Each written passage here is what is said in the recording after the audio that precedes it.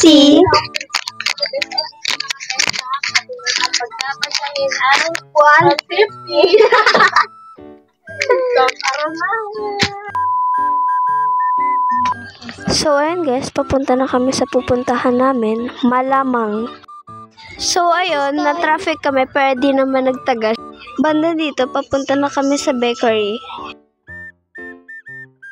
So, ayun, nandito na kami sa bakery para bumili ng tinapay. Malamang! So, binigyan ako ni Maring Arya ng 30 pesos para bumili ng tinapay. Malamang! So, pumipili na kami ng kakainin namin. Bale, bumili ako ng 5 niyan. At isa naman ito. At ang susunod nga namin na pupuntahan ay sa may Big Bro, which is milk teahan.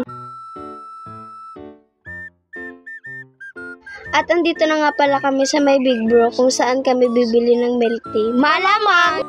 Pumasok na rin kami sa Big Bro at umorder ng milk tea. Malamang! At may sukli pang 3 piso kaya nilagay na lang ni Maring Aryan sa tip box. Tip box?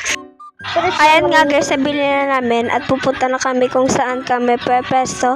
Pepesto! So malapit na nga po kami kung saan kami kakain. Kakain! Tara! So madilim na nga po kami nakapunta sa aming pwesto.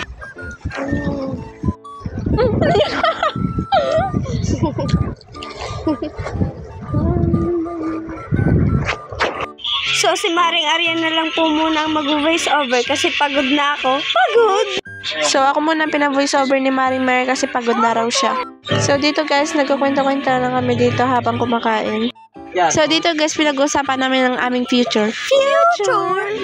So, hayaan ko na muna kayo dito guys.